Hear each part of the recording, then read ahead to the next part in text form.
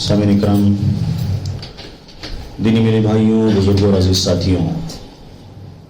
अव्वलन तमाम किस्म की हम्द व सना अल्लाह रब्बुल आलमीन के लिए लायक और ज़िबा है, जिसने हमको और आपको पैदा किया है और हमारी पैदाइश के बाद हमें जिन चीज़ों की ज़रूरत थी अल्लाह रब्बुल आलमीन ने वो सारी चीज़ें हमें इनायत की हैं। इसी तरह से बेशुमार दरूद व सलाम हो अल्लाह के नबी हज़रत मोहम्मद मुस्तफ़ा सल्लल्लाहु अलैहि वसल्लम पर कि अल्लाह के नबी सल्लल्लाहु अलैहि वसल्लम ने अमली तौर पर हमको सारी चीज़ों से बाखबर किया है जिससे हमारा रब राज़ी होता है और जिससे हमारा रब नाराज़ होता है। अल्लाह के रसूल सल्लल्लाहु अलैहि वसल्लम ने हमें सख्ती से उन कामों से रोका जिससे हम अपने रब से दूर हो सकते हैं, और वो चीज़ें जो अल्लाह रब्बुल आलमीन की रज़ामंदी की राह में रुकावट बन सकती हैं, अल्लाह रब्बुल आलमीन के रास्ते में रुकावट का रीज़न बन सकती हैं, अल्लाह के नबी सल्लल्लाहु अलैहि वसल्लम ने उस जानिब बखूबी वज़ाहत फरमा दी है। हम अल्लाह रब्बुल आलमीन पर ईमान रखते हैं, अल्लाह के नबी पर ईमान रखते हैं, तो लाज़मन इसका तकाज़ा और मुतालबा ये है कि जो भी बातें हमारा रब हमसे कहे हम उसमें अपने मफाद का, अपने चॉइस का या फिर अपने मन के हिसाब से लगने वाले अहकाम का इंतखाब ना करें। एक ईमान का तकाज़ा और मुतालबा ये है कि हम फ़ौरन अपने आप को अल्लाह रब्बुल आलमीन के हुक्मों के आगे सरेंडर कर दें, अल्लाह के रसूल सल्लल्लाहु अलैहि वसल्लम के हुक्म के आगे अपने आप को रोक दें। एक मुसलमान को इस बात की बिल्कुल इजाज़त नहीं है, और ख़ास तौर पर उन लोगों को जो अपना रिश्ता किताब व सुन्नत से जोड़ने का दावा करते हैं, जो कहते हैं कि उनके लिए सिर्फ अल्लाह का कलाम और अल्लाह के रसूल सल्लल्लाहु अलैहि वसल्लम का फरमान काफ़ी है। तो ख़ास तौर पर ऐसे लोगों को और ध्यान देना चाहिए, और उमूमी तौर पर सारे ईमान वालों को, सारे इस्लाम वालों को ये इस बात का ख्याल रखना ज़रूरी है कि अल्लाह के रसूल सल्लल्लाहु अलैहि वसल्लम ने या अल्लाह रब्बुल आलमीन ने जो हुक्म हमको कह दिया, जो हुक्म हमारे कानों से गुज़र चुका, या अल्लाह रब्बुल आलमीन का जो हुक्म और अल्लाह के रसूल की जो बातें हम अपनी आँखों से देखते, पढ़ते और सुनते हैं, तो हमको चाहिए कि हम उन हरकतों से बाज आ जाएं, वरना फिर ऐसे शख्स का तौहीद भी खालिस नहीं है। अल्लामा इब्न क़य्यिम रहमतुल्लाह ने अपनी किताब के अंदर इसको जिक्र किया है। हम इस बात पर मुतमईन होकर नहीं बैठ सकते हैं कि हम शिरक नहीं करते हैं, या हमारे अंदर अल्हम्दुलिल्लाह शिरक की गलाज़त और गंदगी, शिरक की बदबू और शिरक की नहूसत, एक हम अहले तौहीद के साथ ये चीज़ नहीं जुड़ी हुई है। अगर हम ये क्लेम करते हैं या दावा करते हैं कि हम मुवहिद हैं, हम अल्लाह वाले हैं, हम अल्लाह की बातों को कबूल करने वाले हैं और तस्लीम करने वाले हैं, तो हमें चाहिए कि अल्लाह का जो हुक्म आए, रसूलुल्लाह का जो हुक्म आए, फ़ौरन अपने आप को सरेंडर करना है, कबूल करना है। यही वजह है कि जब आप सूरह कहफ के अंदर पढ़ते हैं तो अल्लाह रब्बुल आलमीन ने उन लोगों को जो क़यामत का मंज़र बयान किया है, उन लोगों को जो ये दावा करते हैं कि उनके लिए इस बात में गुंजाइश है और वो जो चाहें, जिस तरह चाहें मनमानी ज़िंदगी का इंतखाब करें, तो अल्लाह रब्बुल आलमीन ने ऐसे लोगों को धमकी दी है और वाक़या और मंज़र बयान किया है कि कितना ख़तरनाक और कितना भयानक मंज़र होगा उस दिन, जिस दिन अल्लाह रब्बुल आलमीन की रज़ामंदी के बगैर कोई शख्स जन्नत के अंदर दाखिल नहीं होगा। अंबिया कराम जैसी बड़ी बड़ी शख्सियात हैरान और परेशान होंगी। ऐसे आलम में अगर किसी ने कोई नेक अमल किया होगा तो उसके दिल के लिए तसल्ली का सुकून और तसल्ली का सबब बन सकती है जो चीज़, ऐसे लोग भी उस दिन हैरान और परेशान होंगे। वो कैफियत नहीं होगी जिनके यहाँ अमाल नहीं है, लेकिन अल्लाह रब्बुल आलमीन ने ऐसे लोगों को जिनके अमाल में कोताहियाँ पाई जाती हैं, जिनके नामाए अमाल में कमियां पाई जाती हैं, और हमें इस बात का बिल्कुल अंदाज़ा नहीं है कि हमारी नेकियां कितनी हैं, हमारी बुराइयां कितनी ज़्यादा हैं। अल्लाह ताला ने कुरान की आयत में फरमाया है, मशहूर आयत है, ववुदिअल किताबु फतरल मुजरिमीन मुशफिकीन मिम्मा फीही, क़यामत के दिन जब अल्लाह रब्बुल आलमीन हमारे गुनाहों का हमारे सामने रखेगा, मेरे और आपके सामने हमारे किए हुए करतूत, हमारे किए हुए गुनाह और छुपे तौर पर और सरेआम हमने जो काम किए हैं, अल्लाह रब्बुल आलमीन जब रजिस्टर हमारे सामने रखेगा, फतरल मुजरिमीन मुशफिकीन मिम्मा फीही, अल्लाह रब्बुल आलमीन ने बयान किया है कि जो चेहरे की कंडीशन होगी, चेहरे की जो सिचुएशन होगी, फतरल मुजरिमीन मुशफिकीन, चेहरा जो होगा डरा हुआ होगा। सहमा हुआ होगा। अल्लाह रब्बुल आलमीन उस मंजर को कुरान की आयत का हिस्सा बना रहा है। और अल्लाह रब्बुल आलमीन ने फरमाया है कि जो मुजरिमीन ने जो काम किया है, इन इंसानों ने और दीगर लोगों ने, अल्लाह रब्बुल आलमीन की मखलूक जो जिनका मुहासबा अल्लाह रब्बुल आलमीन करेगा, अल्लाह रब्बुल आलमीन ने फरमाया कि फतरल मुजरिमीन मुशफिकीन मिम्मा फीही व यक़ूलूना, ज़बान से ये कह रहे होंगे, कौल होगा उनके मुंह से, क्या, मा ला युगादिरु सगीरतन, कि इसने, इन लोगों ने तो कुछ भी नहीं छोड़ा है, छोटे गुनाह जिसको हम समझते हैं, वला कबीरतन, और ना ही बड़े। हमने जिस गुनाह को हल्का समझा, छोटा समझा, हल्का समझा, घटिया समझा, और जिन गुनाह को हम बड़ा समझ रहे थे, बड़ा समझ के हमने इग्नोर कर दिया और कर गुजर गए, उस गुनाह को कर दिया हमने। अल्लाह रब्बुल आलमीन ने बयान फरमाया है, वो कहेंगे कि इन लोगों ने तो सारी चीजों को जमा कर दिया है। या वैलतना मा लिहादल किताब, हमारे लिए तो तबाही और बर्बादी है। अल्लाह रब्बुल आलमीन ने यहाँ पर गुनाहों को दो हिस्सों में जिक्र किया है, सगीरा और कबीरा। पिछले जुमा के खुतबे में हमने जिस मौजू को समझा था, जिसमें गुनाहों की नहूसत के बारे में आपके सामने बात रखी गई थी, और गुनाह की नहूसत के क्या नुकसान, ये मनहूस अमल जो हम और आप जिस काम को अंजाम देते हैं, क़यामत के दिन अल्लाह के रसूल सल्लल्लाहु अलैहि वसल्लम फरमाया है, वो इंसान की शक्ल में आएगा, आकर बाजू में बैठेगा। जिसने अच्छे काम किए होंगे वो खूबसूरत मंजर, खूबसूरत शक्ल, अच्छी शक्ल के साथ महकता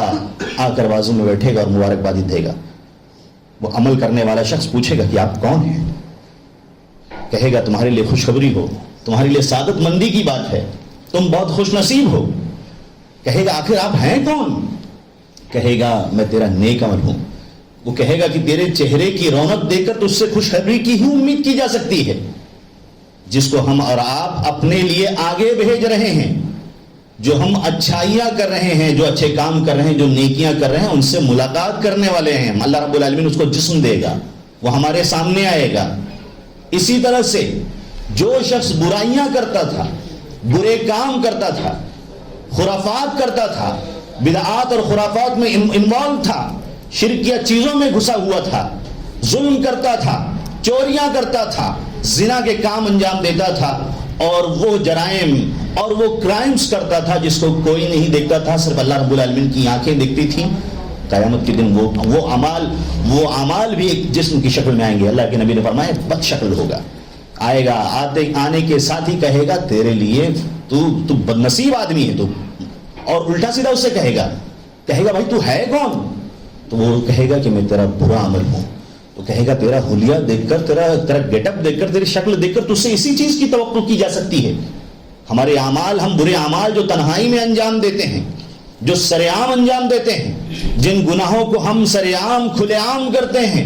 और हमें जरा भी झिझक नहीं होती, क़यामत के दिन मिरर की तरह, आईने की तरह मेरे और आपके सामने होगा। उस वक्त क्या हम करेंगे? कुरान की आयत ने तो हमको बताया कि उस वक्त वो रजिस्टर हमारे सामने होगा जिसमें ये हाइलाइटर और सारी चीजें बताई जाएंगी कि देखो हाईलाइट करके आपने ये गुनाह किया, ये गुनाह किया, ये गुनाह किया, ये गुनाह किया, ये गुनाह किया। लेकिन वहां पर अल्लाह के रसूल ने बतलाया कि वो अमाल इंसानी शक्ल में हमारे और आपके सामने होंगे। उस वक्त हमें कोई होश नहीं होगा। लिहाजा हम दुनिया की जिंदगी में कोई ऐसा शख्स नहीं है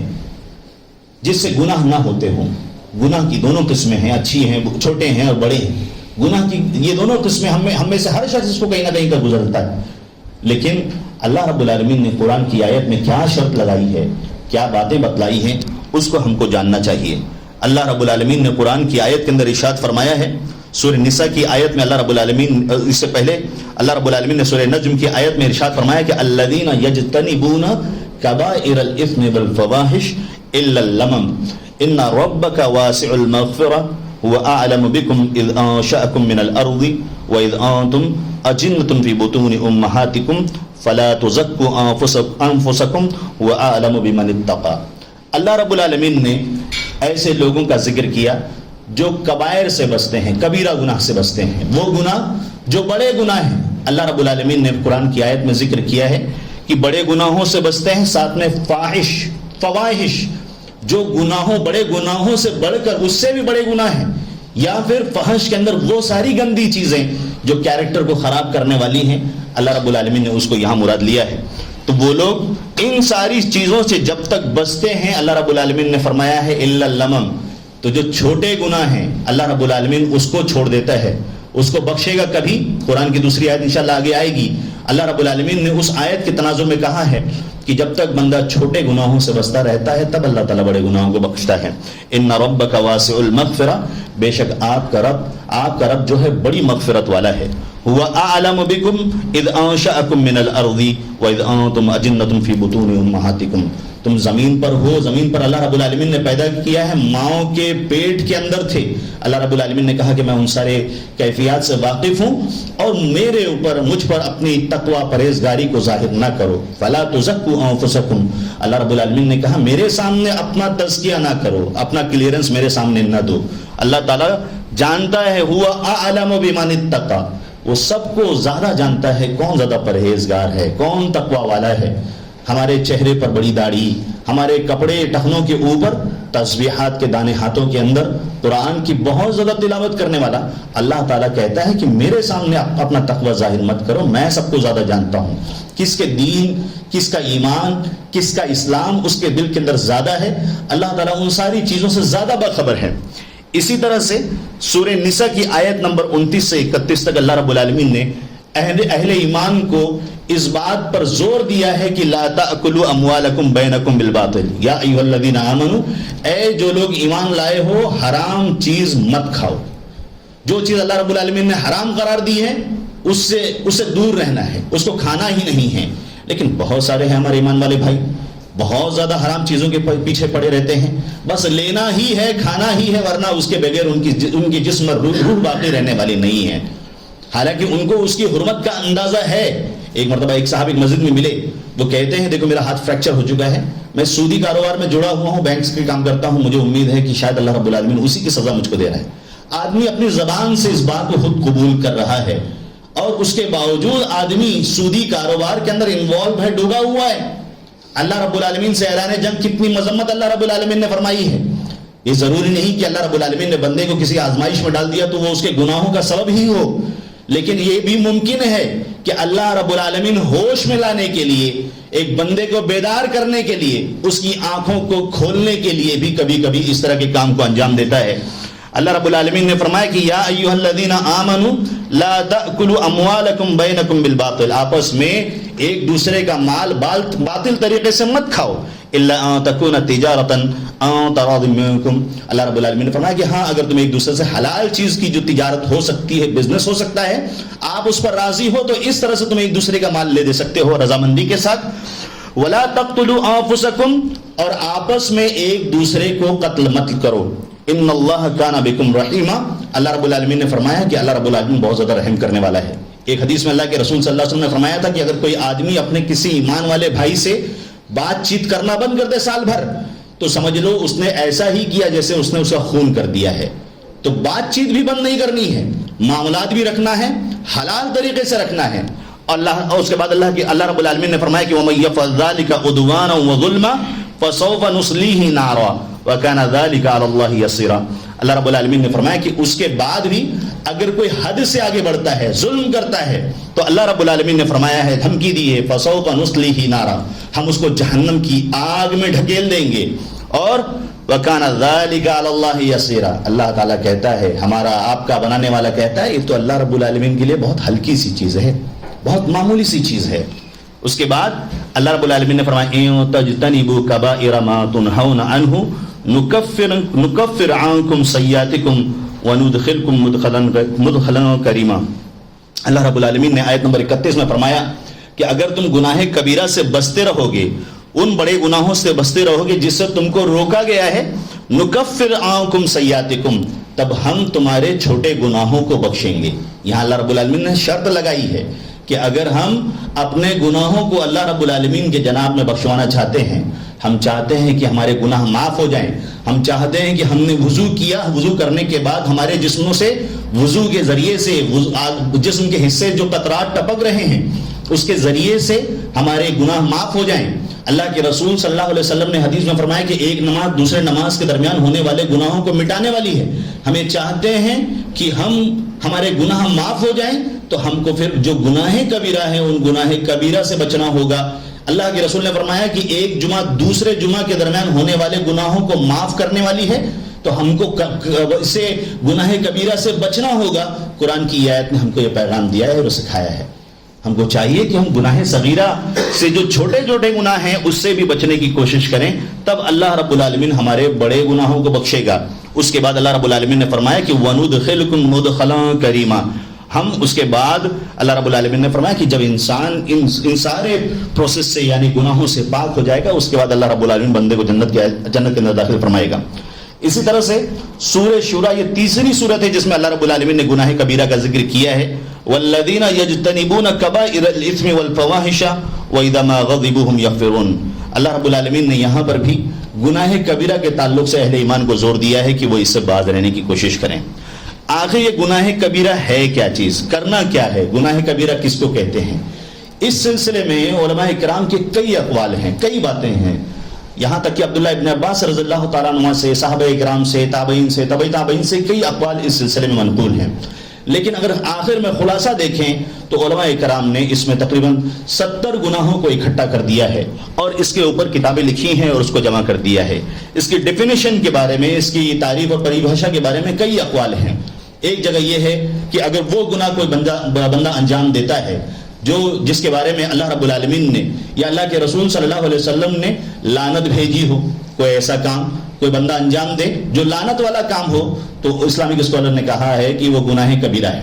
اسی طرح سے وہ کام جس کے بارے میں اللہ رب العالمین نے جہنم کی دھمکی دی ہے کہ ایسا کرنے والا جہنم کے اندر جائے گا، تو اس کو گناہ کبیرہ کہا گیا۔ یا پھر وہ کام جس کے بارے میں اللہ کے رسول صلی اللہ علیہ وسلم نے اور اللہ رب العالمین نے برات کا اظہار کیا ہوا ہے، تو یہ سارے کام یہ گناہ کبیرہ کی فہرست کے اندر داخل ہوتے ہیں۔ لہٰذا ہم کو اور آپ کو چاہیے کہ اس طرح کی جتنی بھی باتیں ہمارے سامنے آئیں تو اس سے اپنے آپ کو بچانے کی کوشش کریں۔ اس سلسلے میں اہل السنہ والجماعت کا جو عقیدہ ہے اس کو جاننا ضروری ہے، کیونکہ اہل السنہ والجماعت کا جو عقیدہ ہے اس بارے میں کہ گناہ کبیرہ کرنے والا اللہ رب العالمین کی مشیت پر ہے توبہ، اگر وہ توبہ نہیں کرتا ہے تو گناہ کبیرہ کی بخشش کے لیے ہمارے لیے لازمی اور کمپلسری ہے کہ ہم توبہ کریں، ہم سے توبہ ہونی چاہیے، تب اللہ رب العالمین ہمارے گناہ کبیرہ کو معاف کرے گا۔ لیکن وہ گناہ جو اس فہرست میں نہیں ہے، جو گناہ صغیرہ ہے، اللہ رب العالمین کی رحمت سے امید ہے کہ ہماری نیکیوں کے ذریعے سے، اطاعت کے کاموں کے ذریعے سے اس کو ختم کر دے گا۔ لیکن ایک بندہ اگر بنا توبہ کیے دنیا سے چلا گیا اور گناہ کبیرہ کی بھرمار ہے اس کے پاس، تو معتزلہ، خوارج اور ان لوگوں نے کہا ہے کہ ایسا شخص ہمیشہ جہنم کی آگ کے اندر رہے گا، جبکہ اہل السنہ والجماعت کا عقیدہ ہے کہ آدمی جہنم کی آگ کے اندر ہمیشہ نہیں رہے گا، اللہ کی مرضی ہے، اللہ تعالیٰ چاہے تو معاف کر دے۔ اور حدیث شفاعت آپ کے سامنے ہے جس میں آپ نے سنا ہے اس سے پہلے بھی کئی بار اس کو، تو اللہ کے رسول صلی اللہ علیہ وسلم کی طرف سے حدیث منقول ہے، اس میں گنجائش ہے کہ اللہ رب العالمین بندے کو چاہے تو معاف کر دے یا تو ہمیشہ ایک مدت تک جہنم کی آگ کے اندر رکھے۔ اسی طرح سے اور مرجیہ کا جو اس کے خلاف عقیدہ ہے وہ کہتے ہیں کہ جب بندہ ایمان لے آیا ہے تو کوئی بھی گناہ اس سلسلے میں اس کے لیے نقصان دہ نہیں ہے۔ گناہ کبیرہ کے بارے میں کچھ باتیں اور زیادہ ہیں جن پر دھیان دینا ضروری ہے۔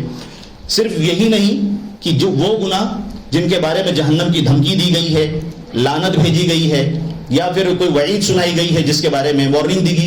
گئی ہے کہ ایسا کام نہیں ہونا چاہیے، صرف گناہ کبیرہ کی فہرست میں یہی داخل نہیں ہوتے ہیں، بلکہ اسلامک اسکالر نے علامہ ابن قیم رحمہ اللہ نے اس سلسلے میں ایک بات کہی ہے، اور یہی بات علامہ حضرت عبداللہ ابن عباس رضی اللہ تعالیٰ عنہ سے بھی منقول ہے کہ الاصرار علی الصغیرۃ، کہ گناہ کے اوپر اصرار کرنا، کسی بھی چھوٹے گناہ کو جس کو ہم چھوٹا گناہ سمجھتے ہیں، اگر کنٹینیویشن اس گناہ کے اوپر ہم کنٹینیو لگے ہوئے ہیں تو صحابہ کرام اور اسی طرح سے اسلامک اسکالر نے کہا ہے کہ وہ چھوٹا گناہ بھی بڑا گناہ ہو جائے گا۔ اسی لیے علامہ ابن عثیمین رحمہ اللہ نے اس سلسلے میں ایک بات کہی ہے، ایک مسئلہ بیان کرتے ہوئے کہا ہے کہ اذا اصر الانسان علی الصغیرۃ وصار هذا دیدنا صارت کبیرۃ بالاصرار لا بالفعل،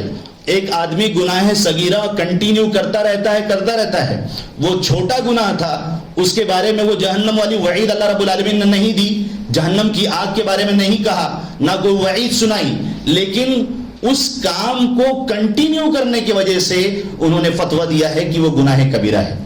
اس وجہ سے نہیں کہ اس نے اس کام کو انجام دیا ہے، اس وجہ سے کہ اس نے اس کے اوپر اصرار کیا ہے، کنٹینیویشن کیا ہے، وہ اس پر مصر ہے اس کام کو کرنے کے لیے۔ یہ اس کو دکھاتا ہے، یہ اس بات کو ظاہر کرتا ہے کہ اللہ رب العالمین نے اس کام کو حرام قرار دیا ہے، لیکن اس کے باوجود وہ اس کام کو انجام دے رہا ہے، اس کا مطلب اس کے نزدیک اس کی حرمت کی کوئی اہمیت نہیں ہے۔ اللہ رب العالمین کے نزدیک جو اس کی قباحت ہے، اللہ رب العالمین اس سے ناراض ہو سکتا ہے، اس بندے کے نزدیک اس کی حرمت کا کوئی اہتمام نہیں ہے۔ اگزامپل دیا علامہ ابن عثیمین رحمہ اللہ نے، انہوں نے کہا کہ جیسے ایک خاتون سے ایک آدمی بات کرتا ہے لذت حاصل کرنے کے لیے، انہوں نے کہا کہ اس کا یہ بات کرنا حرام ہے، جائز نہیں ہے، اس کے لیے گناہ ملے گا اس کو، اس کے اوپر اگر وہ محارم میں سے نہیں ہے۔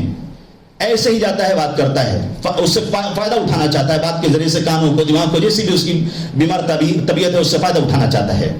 تو علامہ ابن عثیمین رحمہ اللہ فرماتے ہیں کہ یہ کام اس کا حرام ہے، لیکن اگر وہ اس کام کو دوبارہ بلا کر کرے، اس سے فائدہ اٹھانا چاہے، اس طرح سے وہ گناہ کی لذت حاصل کرنا چاہے، تو علامہ ابن عثیمین رحمہ اللہ نے اس مثال کو دینے کے بعد کہا، انہوں نے کہا کہ اس کا یہ بار بار اس کام کو انجام دینا، اس غیر محرم عورت کے ساتھ ملنا، بات چیت کرنا، اور اس کی نیت یہ تھی اس سلسلے میں، تو یہ اس کو گناہ کبیرہ تک پہنچا دے گا۔ حالانکہ جب اس نے ایک دفعہ بات کیا تھا، اس نے اس طرح کام انجام دیا، اس وقت تو گناہ کبیرہ نہیں تھا، لیکن اس کے اس اصرار نے، اس عمل نے اس کو گناہ کبیرہ تک پہنچا دیا ہے۔ لہٰذا اگر ہم کسی کام کو گھٹیا سمجھتے ہیں، کم سمجھتے ہیں، ہلکا سمجھتے ہیں، تو اس کی اہمیت، اس کا جو وزن ہے اس گناہ کا بڑھ جاتا ہے، اور وہ بھی گناہ کبیرہ کے فہرست کے اندر داخل ہو جاتا ہے۔ لہٰذا ہم کو گناہ کبیرہ سے بچنے کی کوشش کرنی چاہیے۔ اللہ رب العالمین نے قرآن کے اندر اور اللہ کے رسول صلی اللہ علیہ وسلم نے اپنے فرمان کے اندر اس پر زور دیا ہے اور سمجھایا ہے، کیونکہ ایک انسان اگر اللہ رب العالمین کی رحمت کا متقاضی ہے اور اپنے گناہوں کو بخشوانا چاہتا ہے تو اسے ان باتوں کا خیال رکھنا ضروری ہوگا۔ علامہ ابن قیم رحمہ اللہ نے مدارج السالکین کے اندر کچھ 7 گھاٹیوں کا، عقبہ 7 مرحلوں کا ذکر کیا ہے کہ شیطان جب کسی انسان کے اوپر، کسی ایمان والے کے اوپر حملہ کرتا ہے تو حملہ کرنے کے وقت وہ کن چیزوں کی رعایت کرتا ہے، بہت سسٹمیٹک ہے۔ ہمارے یہاں وہ سسٹم نہیں پایا جاتا ہے۔ ہم اتنے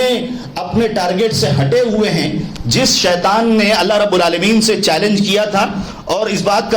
کا وعدہ لیا تھا کہ وَلَا أُضِلَّنَّهُمْ وَلَا أُمَنِّيَنَّهُمْ وَلَا آمُرَنَّهُمْ، اللہ رب العالمین سے اس نے کہا تھا کہ میں ان کو ہدایت کے راستے سے بھٹکاؤں گا، ہٹا دوں گا، اور ان کو تمناؤں اور حسرتوں اور امیدوں کے اندر مبتلا کر دوں گا، اور ان کو اللہ رب العالمین کی جو کریشن ہے، اللہ رب العالمین نے جن چیزوں کو پیدا کیا ہے اس کے اندر تبدیلی کرنے کا حکم دوں گا، ان کو بدلنے کے لیے کہوں گا۔ اللہ رب العالمین نے اس کے اس چیلنج کو ذکر کرنے کے بعد فرمایا یعیدہم ویمنیہم وما یعیدہم الشیطان الا غرورا۔ اللہ رب العالمین نے فرمایا کہ وہ تم کو صرف وعدے دلائے گا، تمہارے دلوں کے اندر صرف تمناؤں اور حسرتوں کو پیدا کرے گا۔ اسی لیے اللہ رب العالمین نے قرآن میں تقریباً 7 جگہوں پر یہ فرمایا ہے کہ وَإِنَّهُ لَكُمْ عَدُوٌّ مُبِينٌ، شیطان تمہارا کھلا ہوا دشمن ہے، شیطان تمہارا کھلا ہوا دشمن ہے۔ تو وہ کھلا ہوا دشمن ایک ایمان والے کو اتنی آسانی سے اللہ رب العالمین کو راضی کرنے نہیں دے گا۔ وہ پہلے کیا کرتا ہے، وہ اس کے سامنے آتا ہے، اس کے سامنے وسوسوں کے ذریعے سے اس کے ایمان کو ڈگمگانے کی کوشش کرتا ہے، اس کے ایمان کو خراب کرنے کی کوشش کرتا ہے، اللہ رب العالمین کے بارے میں ایسی باتوں کو کہلوانے کی کوشش کرتا ہے جس سے بندہ ایمان کے دائرے سے باہر نکل جائے۔ لیکن علامہ ابن قیم رحمہ اللہ نے فرمایا کہ اگر بندہ اس کے اندر داخل ہوا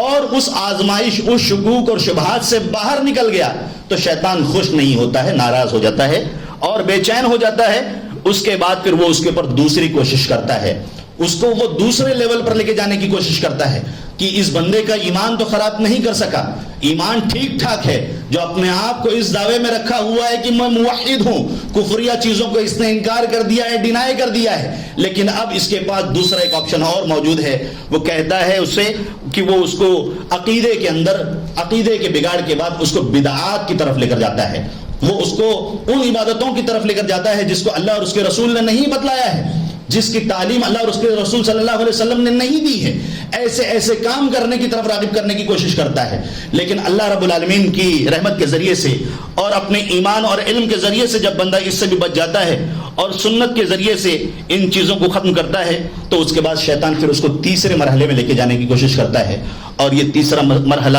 یہی گناہ کبیرہ ہی ہے۔ اگر وہ اس میں کامیاب ہو جاتا ہے تو اس کے سامنے وہ اس کو خوبصورت بنا کر پیش کرتا ہے۔ علامہ ابن قیم رحمہ اللہ نے کہا کہ اس کے سامنے اس کی حسن کو بیان کرتا ہے۔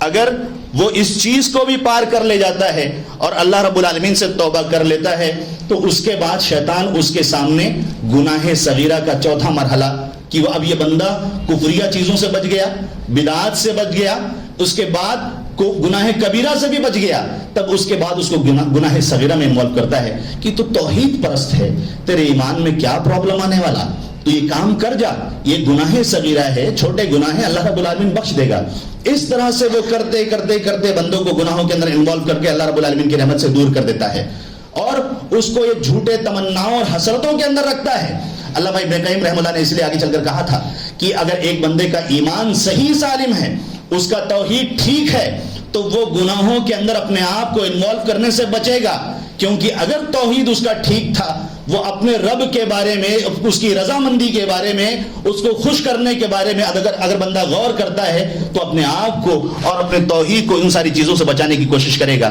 اسی لیے اللہ رب العالمین نے اپنے قرآن کے اندر، اللہ کے رسول صلی اللہ علیہ وسلم کے فرمان کے اندر اس طرح کی چیزیں ہمارے سامنے کافی موجود ہیں۔ ہمارے اسلاف میں سے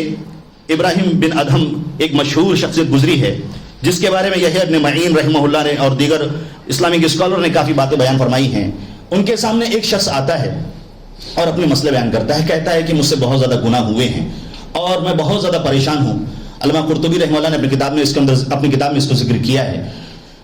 وہ آ کر ان سے سوال پوچھتا ہے کہ مجھ سے بہت زیادہ گناہ ہوتے ہیں، میں بہت زیادہ گناہوں کے اندر ڈوبا ہوا ہوں، پریشان ہوں، بے چین ہو چکا ہوں، میں گناہوں کو چھوڑنا چاہتا ہوں، تو اس سلسلے میں آپ مجھے کیا نصیحت کرنا چاہتے ہیں، کیا بتلانا چاہتے ہیں؟ وہ کہتے ہیں کہ تمہارے لیے ایک زندہ دل ایمان ہونا چاہیے، تب انشاءاللہ تم اس سے محفوظ ہو جاؤ گے، بچ جاؤ گے۔ وہ کہتا ہے کہ میں جانتا ہوں اس چیز کو، لیکن کوشش، کون سا بندہ ہے جو توبہ کرنا نہیں چاہتا؟ کون سا مسلمان ہے جو اللہ رب العالمین کی طرف انابت نہیں چاہتا؟ کون سا مسلمان ہے جو اللہ رب العالمین کی طرف رجوع نہیں کرنا چاہتا؟ میں چاہتا ہوں، لیکن کرنے کے بعد بھی مجھ سے یہ چیز نہیں ہو پاتی ہے، لہٰذا اس سلسلے میں آپ مجھے کیا نصیحت کرنا چاہیں گے؟ تو انہوں نے ان کے سامنے کچھ سوالات رکھے تھے، وہ سوالات ہمارے لیے جھنجھوڑنے کے لیے کافی ہیں، اور ہم کو چاہیے کہ ہم ان سوالوں کو اپنے ضمیر سے پوچھنے کی کوشش کریں اور اپنے رب سے ان رشتوں کو مضبوط کرنے کی کوشش کریں۔ انہوں نے پہلا سوال جو کیا تھا کہ تم اللہ رب العالمین کی دی ہوئی روزی میں سے کھاتے ہو اور اس کے بعد بھی تم اللہ رب العالمین کی ناشکری کرتے ہو، تو تم کو پہلا کام یہ کرنا چاہیے کہ تم کو اللہ تعالیٰ کی روزی بند کر دینی چاہیے۔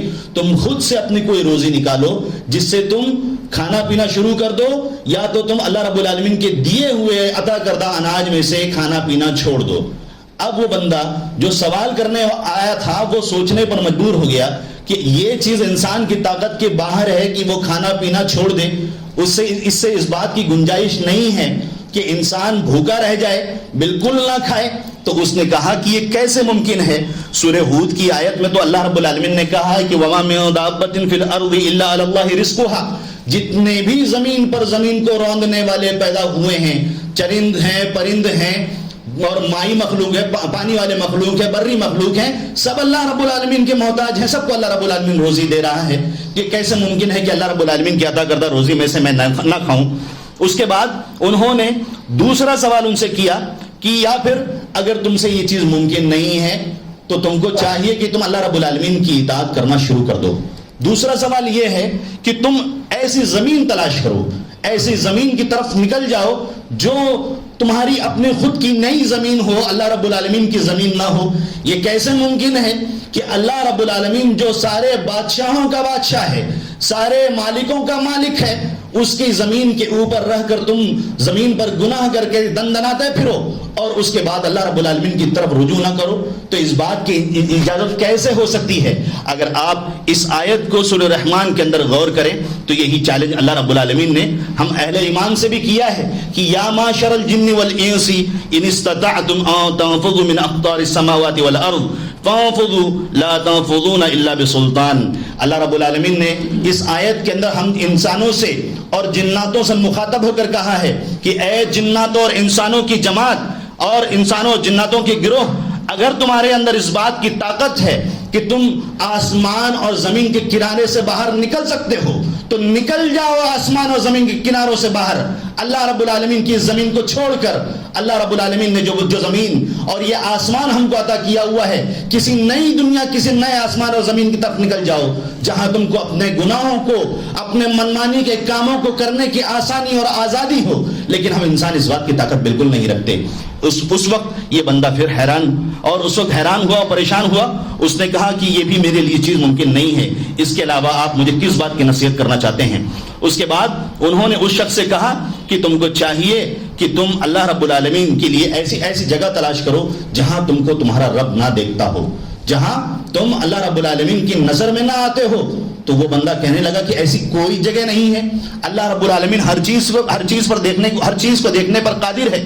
اسی طرح سے انہوں نے چوتھا سوال ان کے سامنے رکھا کہ تم کو چاہیے کہ جب تمہارے پاس موت کا فرشتہ آئے تو تم اس سے کہنا کہ مجھے تھوڑی دیر مہلت دے دو، میں منمانی اپنے طریقے سے عبادت کو انجام دے لوں جس سے میرا رب راضی ہو جائے۔ تو وہ سوال کرنے والا کہتا ہے، اللہ رب العالمین نے قرآن کی آیت کے اندر ارشاد فرمایا ہے کہ جب روح کو قبض کرنے والے یا قیامت کے دن جہنم کے اندر سزا دی جائے گی تو لوگ تمنائیں اور امیدوں اور حسرتوں میں اللہ رب العالمین سے دعائیں کریں گے کہ اے میرے مالک مجھے تھوڑی مہلت دے دے تاکہ میں جاؤں نیک کام کروں۔ قرآن کی دوسری آیت کے اندر اللہ رب العالمین نے فرمایا ہے کہ وہاں اللہ رب العالمین کہے گا اتنی مدت تو ہم نے تم کو دی تھی جتنی مدت کا تم سوال کر رہے ہو، لیکن تم نے اتنی مدت کو حاصل کرنے کے بعد بھی اپنے رب کو راضی نہیں کیا۔ اس کے بعد قیامت کے دن پانچواں سوال ابراہیم بن آدم نے کہا کہ پانچواں سوال آپ ان سے پوچھیے، ان سے یہ پوچھا گیا کہ جب تمہارے پاس جب فرشتے آئیں گے جہنم کی سزا دینے کے لیے تو تم اس وقت اس سے اپنے آپ کو بچانے کی کوشش کرنا، اس سے دور اپنے آپ کو رکھنے کی کوشش کرنا۔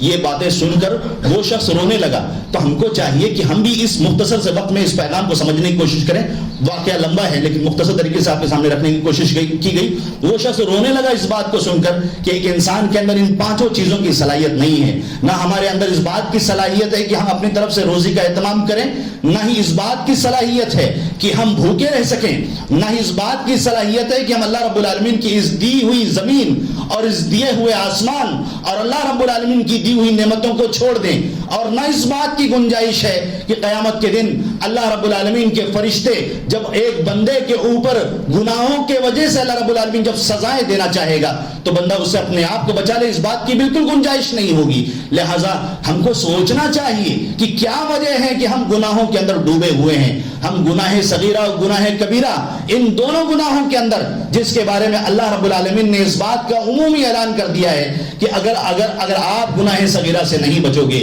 تو میں تمہارے گناہ کبیرہ کو نہیں معاف کروں گا۔ لہٰذا ہم کو اللہ رب العالمین کو راضی کرنے والے کام کرنے کی کوشش کرنی چاہیے، وہ کام جس کے بارے میں اللہ اور اس کے رسول صلی اللہ علیہ وسلم نے جہنم کی وعید سنائی ہے۔ اس میں تفریق کرنے کی ضرورت نہیں ہے۔ ایک ایمان والا اس کے سامنے دونوں چیزیں آئیں گی۔ اللہ کے رسول صلی اللہ علیہ وسلم نے فرمایا تھا کہ خوش نصیب ہے وہ انسان جس کے نامہ اعمال کے اندر مغفرت، استغفار بھرپور پایا جائے۔ لہٰذا ہم کو زیادہ سے زیادہ اللہ رب العالمین کے جناب میں توبہ کرنا چاہیے، استغفار کرنا چاہیے۔ اللہ رب العالمین سے دعا ہے کہ وہ ہمیں کہنے سننے سے